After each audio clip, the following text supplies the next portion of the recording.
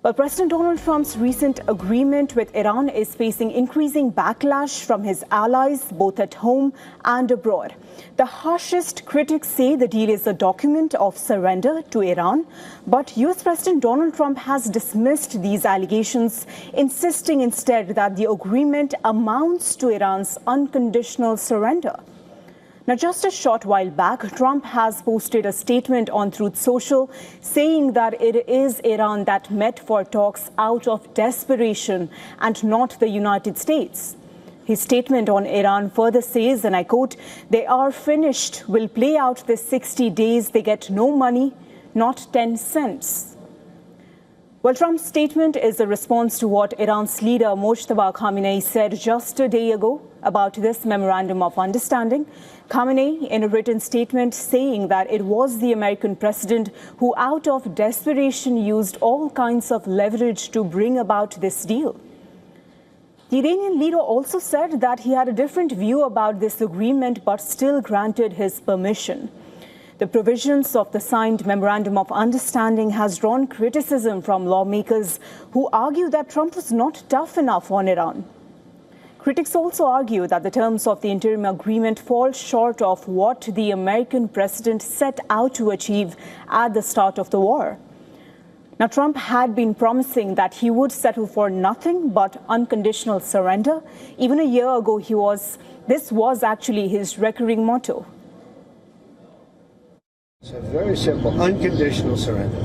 That means I've had it. Okay, I've had it. I give up. No more. Then we go blow up all the nuclear stuff that's all over the place there. Now, let us remind our viewers that shortly after the US and Israel launched airstrikes on Iran on February 28, President Trump had laid out a host of objectives. At that time, he said the goals included preventing Iran from obtaining a nuclear weapon, achieving regime change, degrading its missile and drone capabilities, and even dismantling its, quote, regional proxy network, unquote. Well, under the current agreement, Iran commits to never producing nuclear weapons. The fate of Iran's enriched uranium stockpile and other nuclear issues will be addressed in future agreement. The draft contains no explicit restrictions on Iran's ballistic missile or its drone programs. Now, Trump also stated on March 2nd that Iran must stop arming and funding allied groups in Iraq, Lebanon, Gaza, and Yemen. However, the memorandum does not specifically mention those groups. Instead, it calls for an immediate end, also a permanent end to conflict across all fronts, including Lebanon. Let's look into Iran. On the other hand, it will be getting its frozen assets back if it complies with the deal. The agreement also provides for a $300 billion investment fund to be used for reconstruction. These terms have prompted allegations that Trump was forced to settle on Iranian terms. Even the Wikipedia page on the Iran war now mentions that the conflict ended in an Iranian victory. But remember, Wikipedia is an open source platform that can be edited by members of the public. But even then, it highlights the prevailing perception over the conclusion of this war. On Thursday, Trump pushed back at the mounting criticism, saying that those who think he was soft on Tehran are either jealous, they are either bad people, or stupid. In an interview with Axios, Trump admitted that he negotiated the agreement to prevent the conflict from triggering a global economic depression, but denied that he was humbled in any way by the 3-month war with Iran.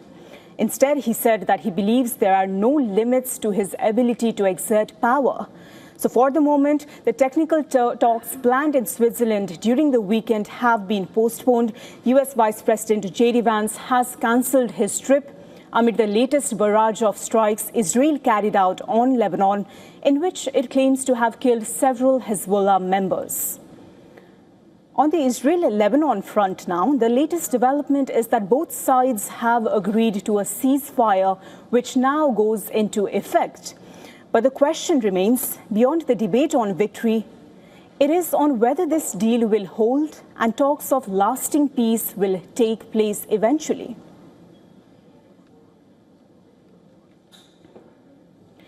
Well, to discuss more on this, joining us live on the broadcast is John Erith, Senior Policy Director for the Center for Arms Control and Non-Proliferation in Washington.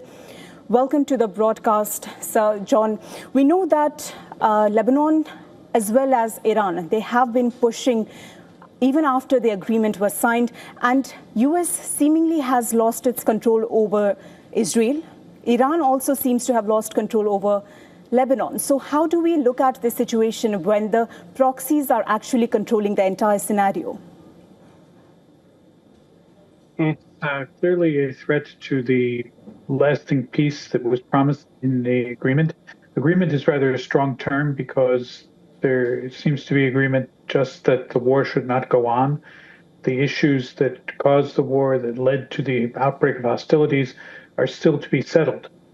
There's nothing in there about Iran's nuclear weapons other than a vague promise that it's going to be negotiated later.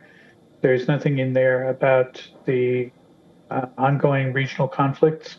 So it's a bit of a stretch to call it much of an agreement. There's not much there. Indeed, with the scenarios unfolding now, where do you see, what is your assessment of the agreement and the 60 days negotiations that were in plan? The 60 days will be important to settle the actual issues that are causing the conflict to begin with.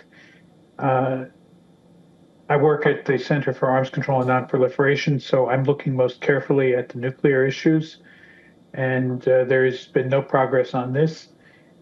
President Trump has repeatedly said that he can do better than the 2015 Joint Comprehensive Plan of Action, the JCPOA.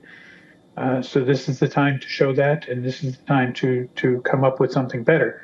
But there has been zero progress thus far on what that would be. We're still right back where we were at the beginning. John, we also know that Israel's Security Minister Itamar Ben-Gvir has said that all hell will rain on Lebanon. Lebanon will be on fire. Those were his words. Do you think it is just a political theater within his coalition so that there can be support for Benjamin Netanyahu? I'm not really an expert on Israeli politics, but the evidence is that the bombings continue, the violence continues. Hezbollah fires at Israel, Israel fires at Hezbollah. So the situation continues to be very serious, and there is little sign that it's going to improve. Thank you, John, for getting your insights on this developing situation. Thank you for joining us on the broadcast.